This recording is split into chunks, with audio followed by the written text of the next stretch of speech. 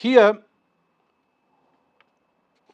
a last-ditch attempt at trying to execute a lighter approach alongside Israeli airstrikes, i.e., calling upon the Iranian population to overthrow their regime. Iran has always had its own conception of a Persianized modernity. So this answers the question, why were they unable to overthrow Iran from within?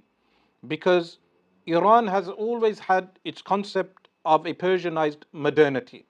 It has never pined for the importation of American modernity and culture. Unlike the Arabs, you go to Morocco, they love their McDonald's. You go to Qatar, they think McDonald's is like a high-end restaurant. Like even in Pakistan, there are some people from the upper classes, in economically upper classes, that they think going to McDonald's is like eating from a good restaurant. When here in England, it's the working class that goes to McDonald's for a cheap meal, $5.99 burger meals and all this cheap food. But unfortunately, in the Middle East, you have lines and lines of people lining up for McDonald's as if McDonald's is some excellent French cuisine. That is the type of modernity that Arabs and Pakistanis and Indians and Indonesians and Malaysians have fallen for. But the Persians, they have their own concept of modernity. It's a Persianized modernity. So this issue transcends Shia Sunni. It also goes into cultural values. It has never what is mentioned, it has never pined for the importation of American modernity and culture, unlike some of its regional neighbors. The Iranian public, religious and otherwise, have all shown solidarity in this war. So the solidarity must be shown by all Muslims. And unfortunately, there are people, even in when they go to Mecca al-Mukarramah and al-Madinah al-Munawwarah, there are so many people, what they do is they buy from McDonald's. We Muslims from Britain, remember many times I'm referring to British or Anglosphere Muslims, people who speak the English language, I'm addressing you, that we should boycott these Western corporations whenever we go out to Umrah.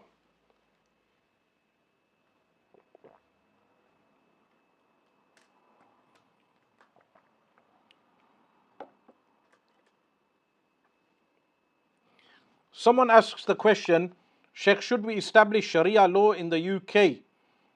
I would want to answer you that all these pedophiles that are actually guilty of pedophilia, the Sharia law should be applied on them. So all these grooming gangs, why don't they apply strict punishment on those grooming gangs, on those pedophiles?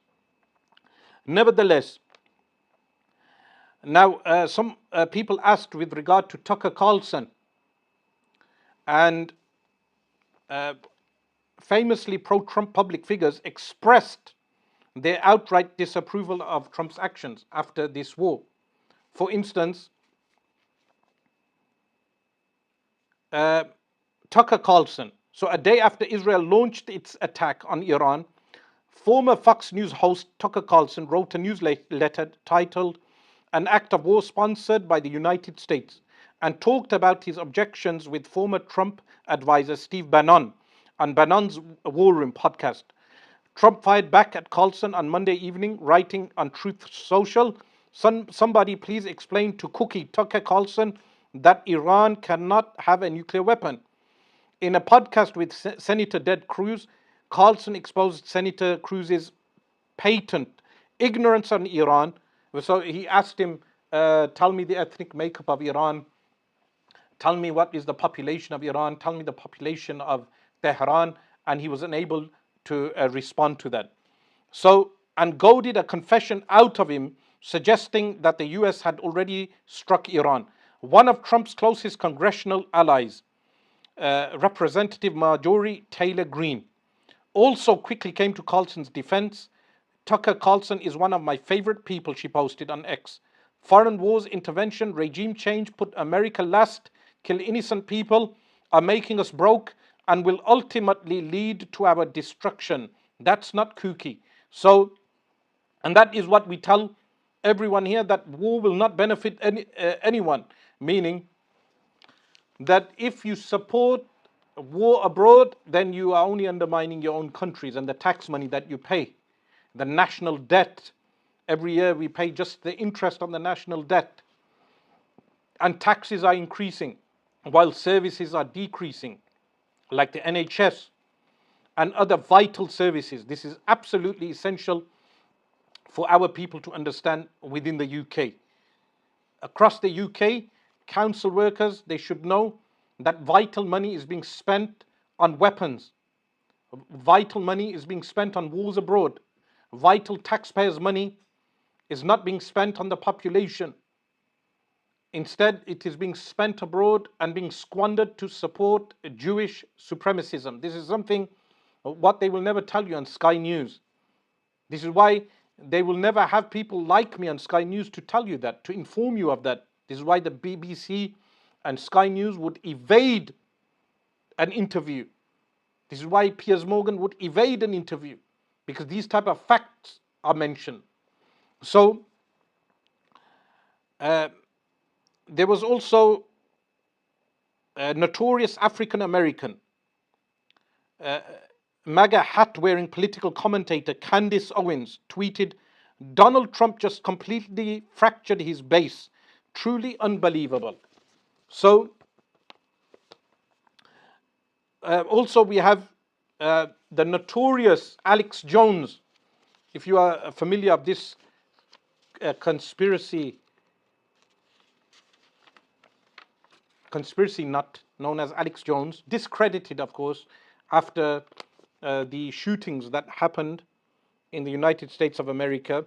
He referred to a school shooting. He referred to the entire shooting as a hoax, and then he was taken to court and he had to retract. Nevertheless, he was a supporter of Donald Trump. He's a host of InfoWars, and he has a history of spreading conspiracy theories. Posted later in the evening, Trump attacking at Tucker Carlson for not supporting a new world war is not something any sane person should support. This is the stuff nightmares are made of. And Dave Smith, a comedian and podcaster who previously supported Trump's plan to end forever wars and who became popular recently for his debate with the Zionist apologist Douglas Murray on the Joe Rogan podcast, said, "I supported him last year." Smith said, "I apologize for doing so. It was a bad calculation. At the time, it seemed like the right one. He should be impeached and removed." Smith also called for Trump's supporters to turn on him. And by the way, a famous actor, Robert De Niro, is also very anti-Trump. He, in fact, refers to Trump as a gangster. So, what did Trump actually promise the nation? Before we go on to that, we have a few things to look at. We have what did Trump actually promise the nation, and we have further insights with regard to US-Israeli strategy papers and further insights from US-Israeli strategy papers. Before we do that, I will be taking some of your questions. Please post your questions. I will be taking your questions and answering some of them. Someone asks, recently came across a hadith. Please explain. The Messenger of Allah sallallahu alaihi wasallam said, Dajjal would be followed by 70,000 Jews of Isfahan, Iranian region, wearing Persian shawls. I already answered this, that is at the time of a Dajjal. There will be a migration back to Isfahan. There is a Jewish population in Isfahan. The situation at that time will be totally different, and there will be Isfahani Jews who will follow a Dajjal. Someone asks, would you encourage the Muslim populations to overthrow their Muslim leaders that are not doing anything in regard to helping the Ummah? The answer is no, because it leads to more bloodshed. That was my actual position on Syria. So these people who are falsely claiming that I am an Assadist, they should know I am consistent. I do not call for the overthrow of any regime because it leads to more bloodshed. Tens and thousands of Muslims die. In fact, hundreds and thousands have died in the past. The Algerian civil war in the early 1990s. The thousands that died after the coup of Abdel Fattah al-Sisi against the late al-Mursi, rahimahullah. Someone asks, is it true the Euphrates gold will not appear until the entire river dries by 2014? The answer is no. The hadith does not mention the entire river drying. It refers to the river receding. So it can happen at any time.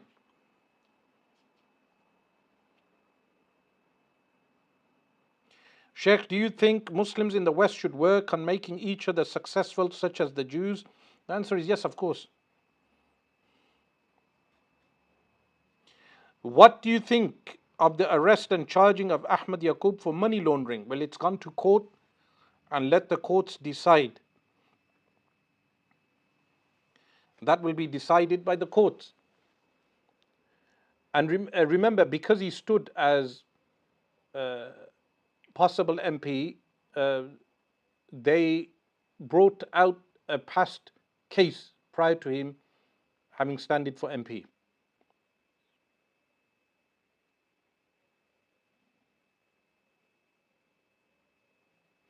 Do you consider before the emergence of Dajjal, the Zionists will have to establish the promised land from the Quran and Hadith? This is a common misnomer. The answer is no. I believe the current state will be dismantled. They will not be able to last. Do not think that this current occupation will remain. Many want Iran destroyed due to what they did in Iraq and Syria. But these same people justify what the Saudi did in Yemen and are silent on this. Remember, if Saudi Arabia bombed Tel Aviv, we are all behind Saudi Arabia. If Turkey bombed Tel Aviv, we are all behind Turkey. If Pakistan bombed Tel Aviv, we are all behind Pakistan. If Egypt bombed Tel Aviv, we are behind Egypt. And when Iran bombs Tel Aviv, we are all behind Iran. It is only my position where you will find consistency. There is consistency in the position. I am not being sectarian in choosing one regime over the other.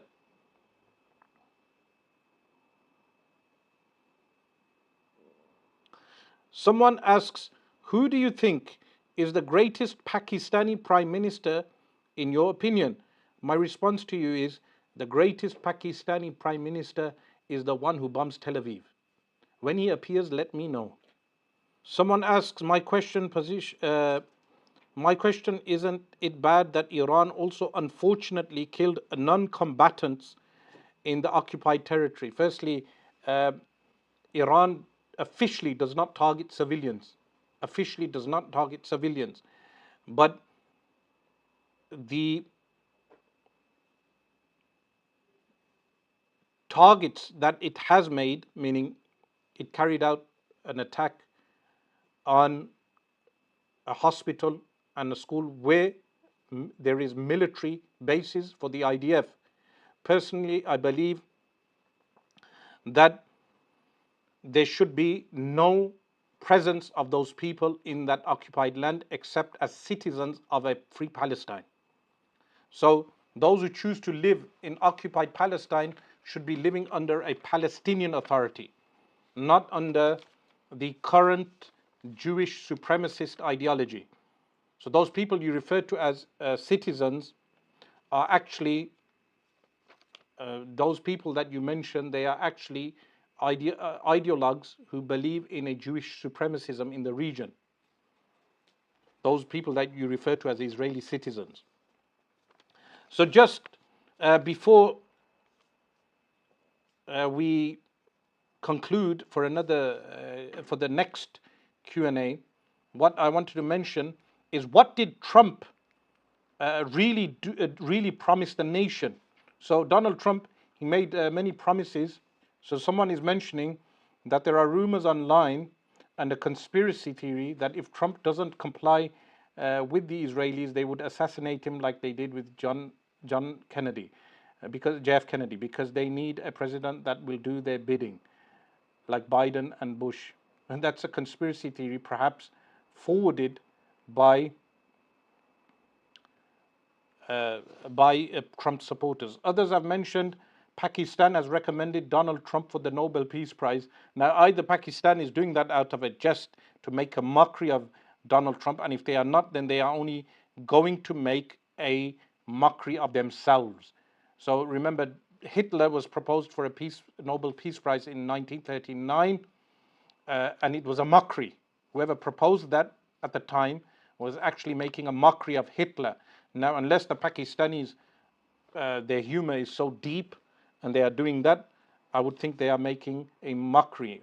Anyone who knows anything of Punjabi humor or Pakistani humor in general, they would know that they would do something of that nature. So, what did Trump really promise the nation? Since October the 7th, Americans across the political spectrum have voiced their grievances with American subservience to Israel and Israeli-backed Jewish lobbies like AIPAC. Many felt Trump's American first philosophy was the only remedy, which is not Trump's at all. So we must remember this American first policy is not actually Trump's mind child at all, but was founded as the America First Committee in 1940 by Robert Douglas Jr. as a pressure group against US entry into World War II.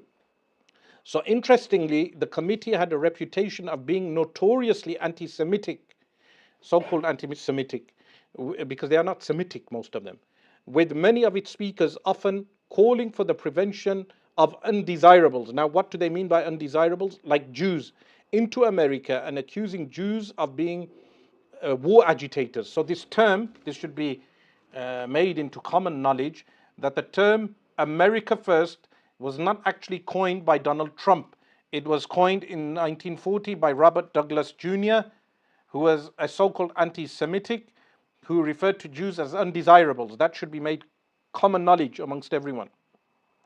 And then Trump never hid his unrelenting support for Israel through his campaign. The 2024 GOP platform, officially titled Make America Great Again, adopted at the Republican National Committee in July 2024 under Trump's direct influence, clearly states Republicans will strengthen alliances by ensuring that our allies must meet their obligations to invest in our common defense and by restoring peace to Europe. We will stand with Israel and seek peace in the Middle East. This is their peace. We will rebuild our alliance network in the region to ensure a future of peace, stability, and prosperity. Likewise, we will champion strong, sovereign, and independent nations in the Indo-Pacific, thriving in peace and commerce with others. Of course, none of that has been carried out in the past 6 months. So that was what Donald Trump promised in terms of America First. Now, with regard to further insights in terms of US and Israeli strategy papers, so some beneficial reading for people is The Logic of Israel's Actions to Contain Iran in Syria and Lebanon. This was written on the September 16th, 2018 by Major General Yoachav Amidro.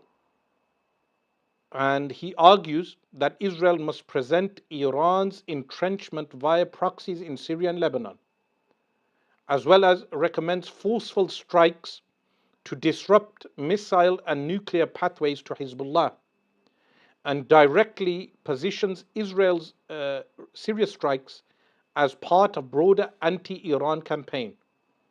And then you have another paper written as Southern Syria, How to Stop the Iranian Plan for Regional Dominance.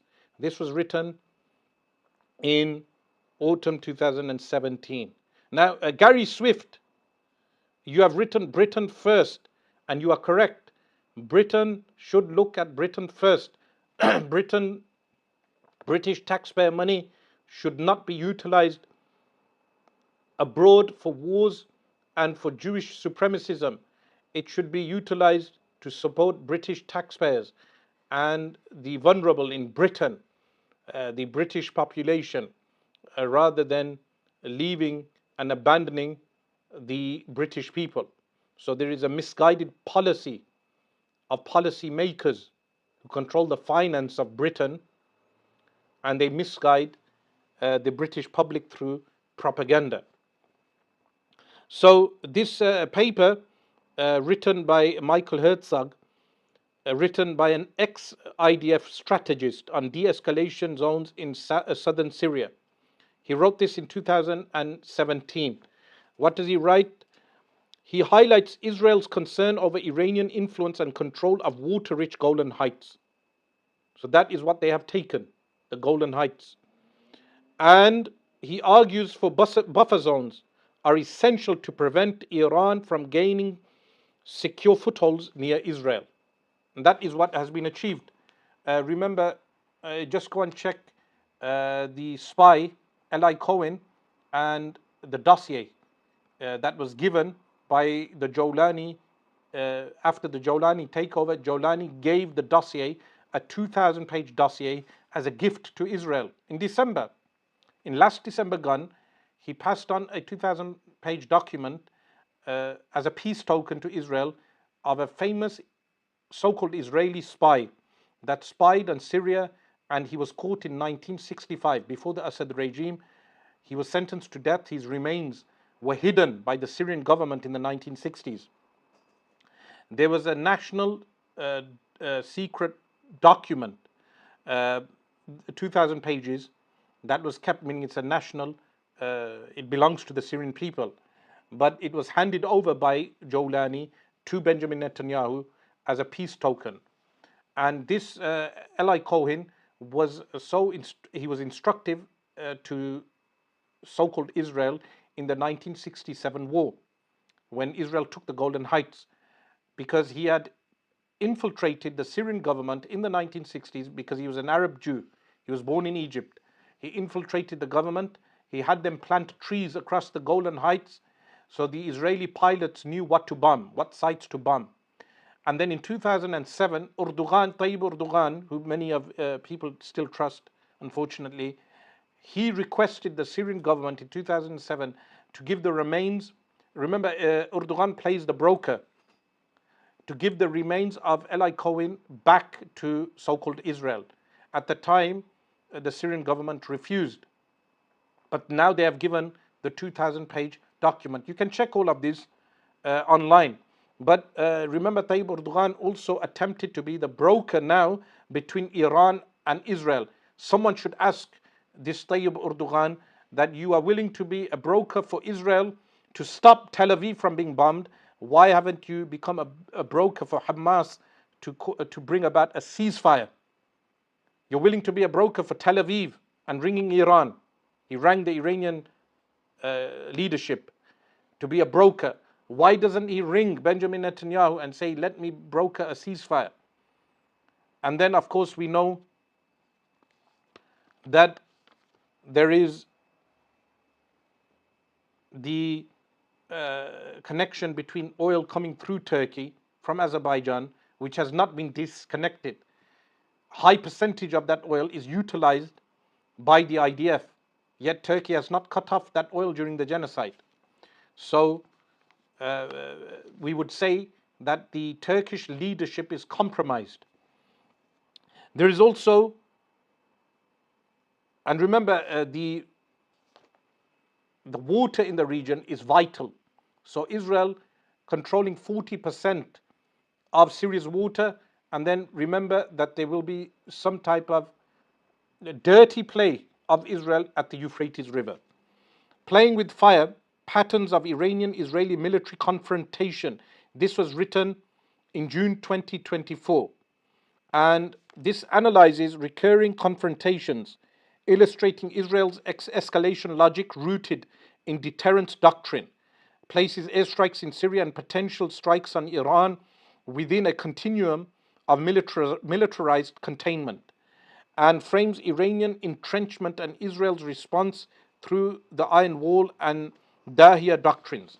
So these are important papers for people to research and read. I'll mention three more, and then we will open up for questions and answers. So, Israel's strategic shift directly targeting Iran after Damascus assassination.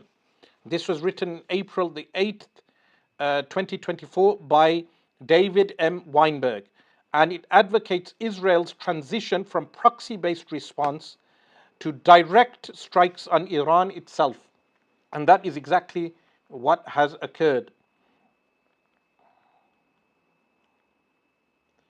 Also, we will be talking about Iran's army, their weapons, and where they are made, and who might they help. So we'll be looking at Al Jazeera's comparison between the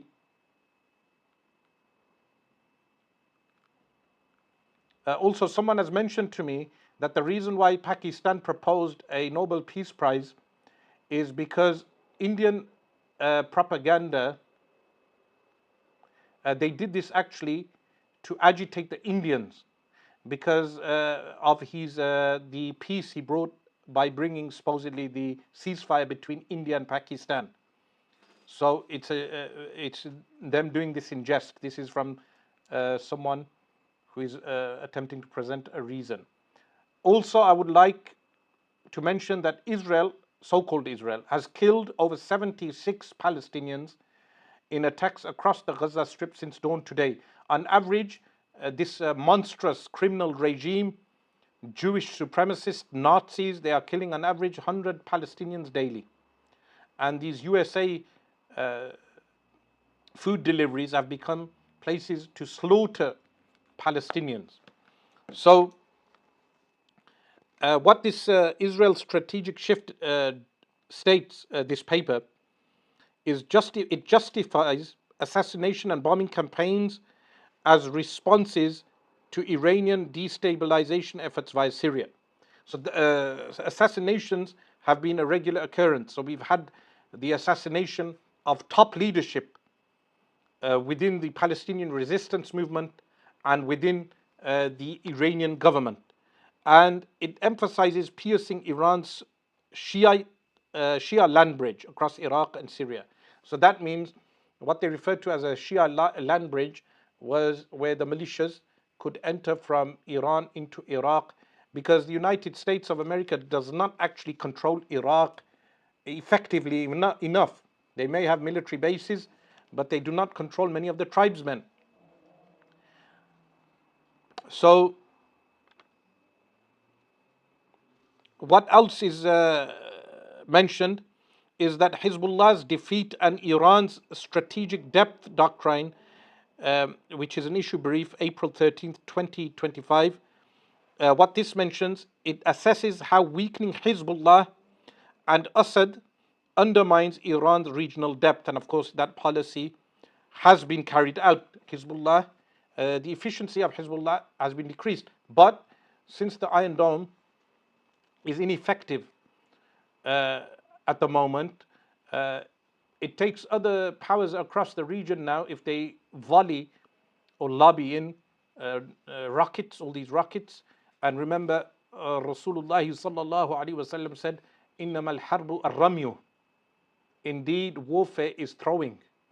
And in that time, it was arrows and catapults, and now it is rockets. So the rockets should be utilized to penetrate the occupied territories and to destroy their infrastructure and to leave nothing except for the Palestinians to take back their lands, and for the Lebanese to take back their lands, and for the Syrians to take back their lands. And in fact, Lebanon, Palestine, and Syria should all be one nation. This is all greater Syria. And in fact, they should also, meaning Jordan, all of this should be one region. All of this is one Biladu Sham. So, additionally, it posits Israel's strikes aim to sever Iran's supply lines to proxies. So recently, what has occurred is that arms that were being taken to Lebanon were seized by the current Syrian government. So arms that are being delivered to Lebanon the supply line has been cut off. So additionally, there is another paper, Beyond Proxies, Iran's Deeper Strategy in Syria and Lebanon. This was written in 2023. And it mentions evaluating Iranian forward defense embedding in Syria and Lebanon. describes how Israel's offensive against Iran's axis fits broader regional destabilization. And it mentions control of resources, including water infrastructure, as leverage in power plays. So that is the leverage that they actually have in the region. So what we observe now, we have covered why Donald Trump is fumbling in his foreign policy. And by the way, as we speak, there are red alerts in Tel Aviv. Rockets are entering right now. And remember, much of the footage is blocked by mainstream media. Of course, the people in Lebanon, in Jordan, in Syria, in Gaza, in Dafatul Gharbiya, the West Bank, uh, they are all celebrating, and Mubarak to them with regard to what is happening. Um, so Mubarak to all the Lebanese who are on our chat also, and remember that the weakening of Tel Aviv entails the takeover of Palestine, inshallah ta'ala. Inshallah, we will open up now for questions and answers. Send in your questions, and this would be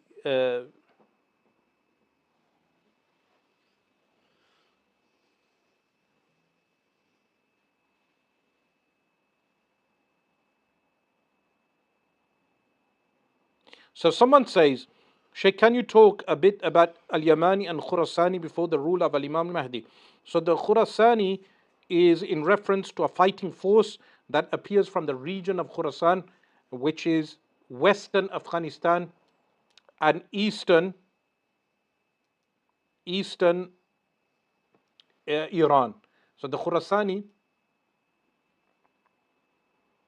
has not appeared yet. He will appear in the time of Al-Mahdi.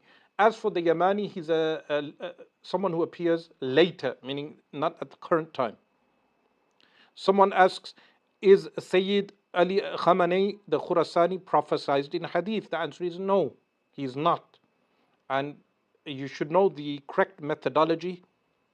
The correct methodology is that those signs have not actually occurred as of yet.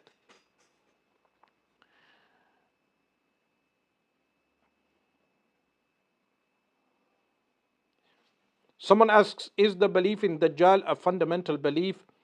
Is one still a Muslim if he totally rejects the whole Dajjal concept, since it is not in the Quran and only in Hadith, with different Dajjals in each Hadith? The answer is it's mutawatir, mass transmitted. With regard to the specific Dajjal, it's mass transmitted, the Hadith. As someone says, can you talk about the Sufyani? I heard Saddam Hussein was a dress rehearsal before the Sufyani. Others say Bashar al-Assad is a dress rehearsal before the Sufyani. The Sufyani is a tyrant leader that appears after the gold of the Euphrates appears, and none of these signs have occurred as of yet.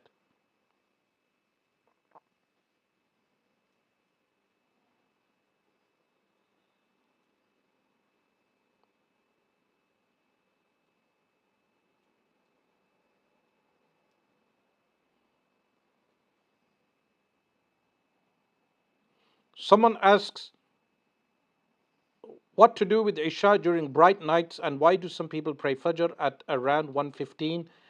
Because the Fajr prayer, according to some, enters once the sun rises at 19 degrees depression, according to others at 18 degrees depression. And the persistent twilight makes the issue of the Isha an issue of ijtihad. Inshallah, in a future Q&A session, not on the live streams, but elsewhere, I will cover this in more detail.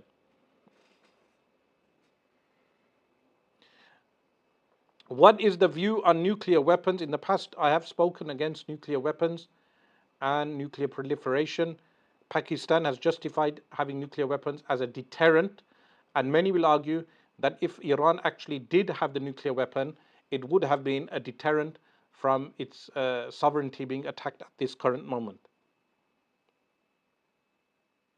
Someone asks, is the Qadiani debate cancelled? The answer is no, it will be going ahead.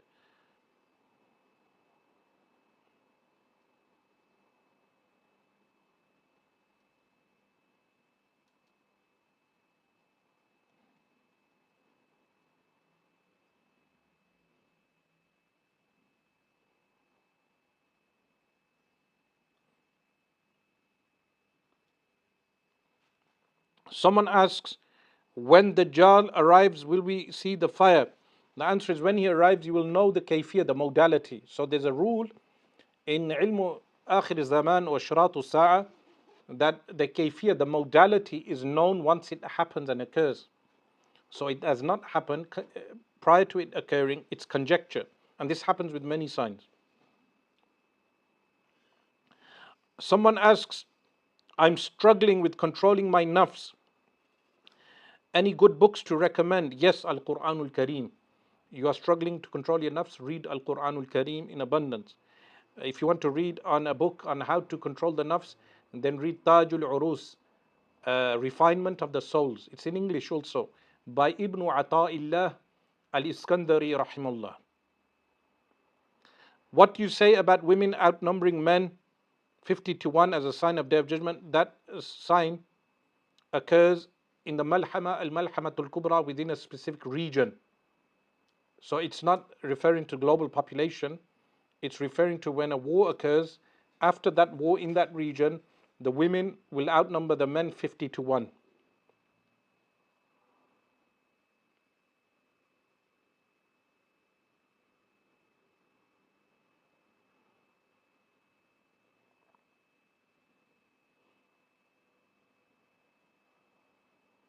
Someone asks, can we do tafsir of the Quran by using the Bible?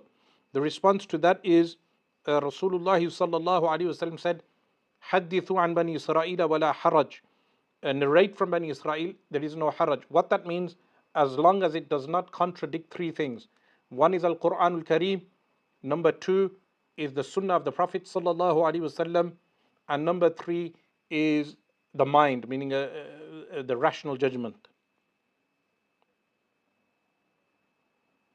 Someone asks, could the army from Khurasan be current Iranians because their ideology is supporting Al Imam al Mahdi?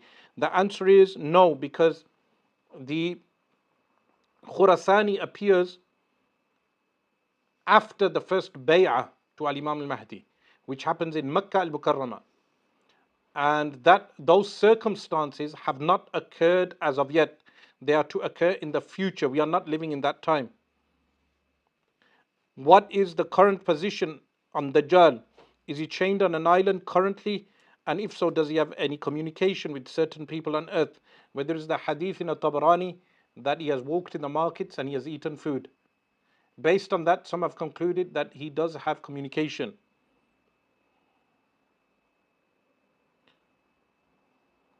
The brother states, I read Al Quranul Kareem every day and I have read that book you mentioned. Still struggling. Any more steps? The answer is yes. Eat halal food. It's perhaps your diet that you are struggling to learn self-control. This could be the lack of self-control, could be related to diet and company. What should Pakistan and other Muslim countries' stance be if America clearly gets involved directly? Well, they should all focus on Tel Aviv and bomb Tel Aviv with rockets. That should be the stance of Pakistan. If they do not take a firm stance against Israel, they will not survive. And I mentioned this when Imran Khan was in power. I said that he must take direct action for Al-Quds al-Sharif. And the same with Erdogan. Erdogan thinks every so often giving a speech will help him survive. Erdogan has become very irrelevant now. So his condemnations, they have no substance. But only by taking military action on Israel today, the Muslim world will gain its important role in, meaning its correct position in the international community.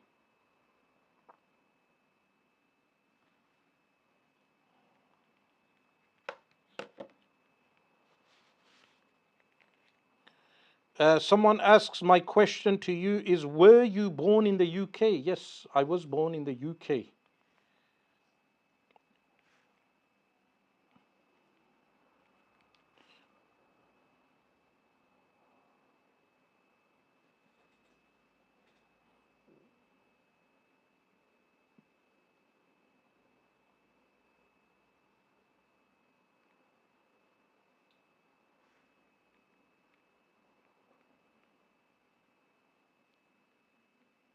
Someone asks,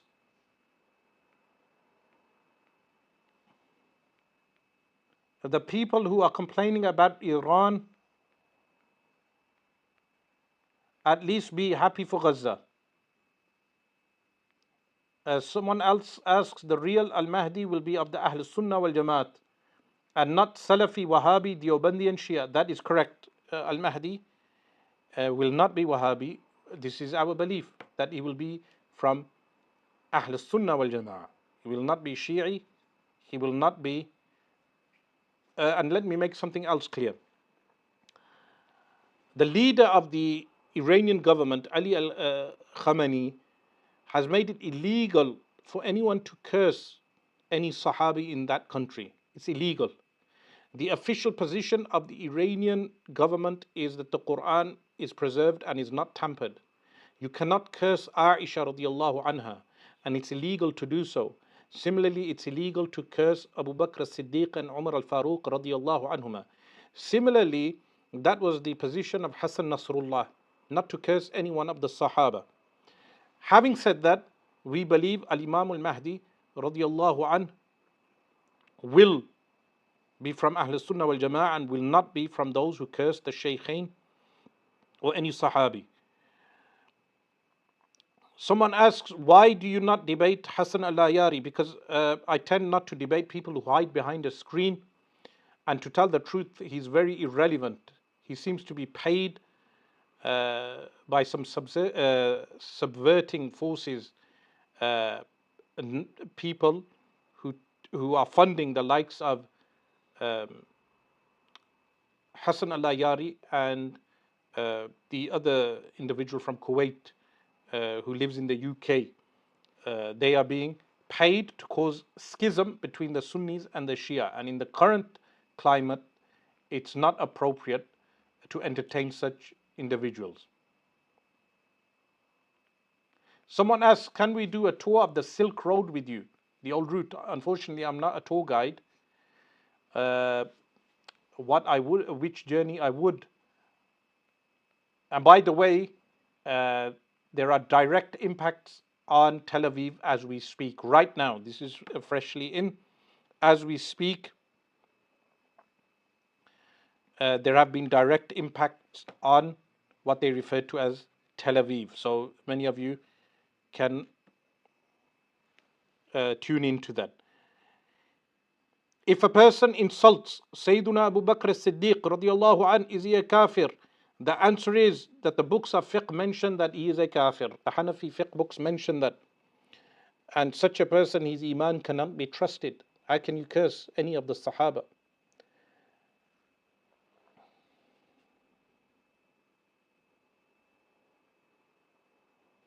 Someone asks, you start your lectures and you say, Tibbil qulubi wa dawa'iha. What does that mean? The answer is, it means a cure to the hearts.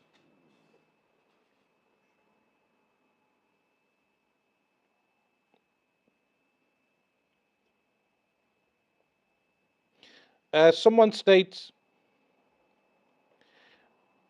are tanks a better strategy in Tel Aviv as it can bulldoze through? The answer is, first you would need to utilize rockets to destroy the infrastructure, and then to take the ground, the rockets would need to take these occupiers away from their positions, their military posts.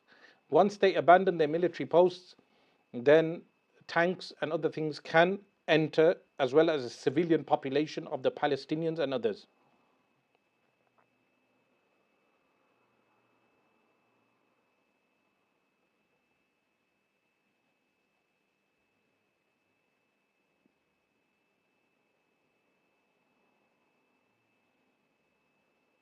Someone asks, is the current Iran-Israel war mentioned in any hadith? As this is very significant in Islamic, uh, they are fighting this criminal entity and standing against injustice. In general, the Huruba mentioned in general. So specifically Iran being mentioned, I am not aware of any such hadith.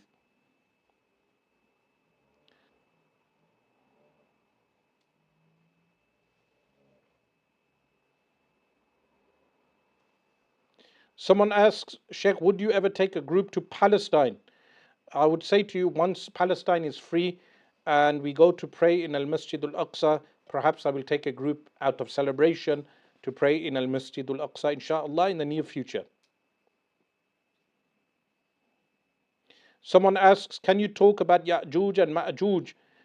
If you go through our live stream sessions, you will find a live stream online. Someone asks, are UK Iranians mostly Muslim or atheist secular? I do not know. I didn't carry out any census.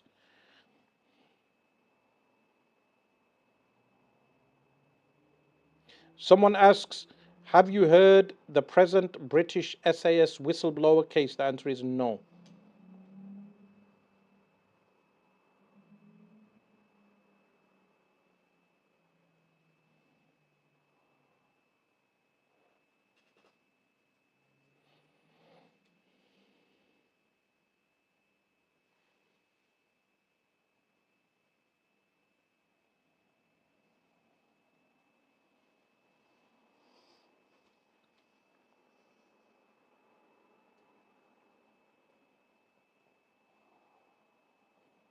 Someone asks tips for young people to increase emotional intelligence.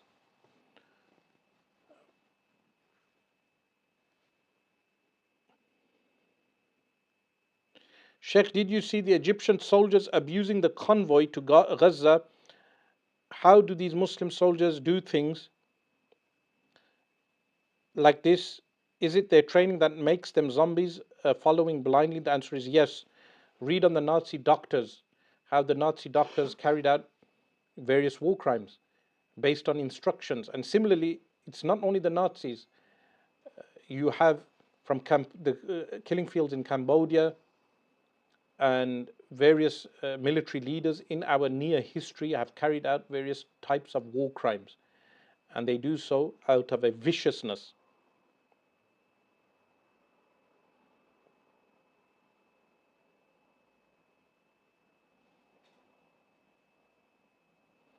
So, inshallah, this is the last few minutes. We will finish. And we ask Allah subhanahu wa ta'ala to bring about a victory, inshallah, very soon for the Muslims. And in the coming week, uh, a coordinated attempt by all Muslims to unite, to take Tel Aviv, to take Al Quds al Sharif, and the very minimum should be a moral and a mental victory for the Muslims, at the very minimum.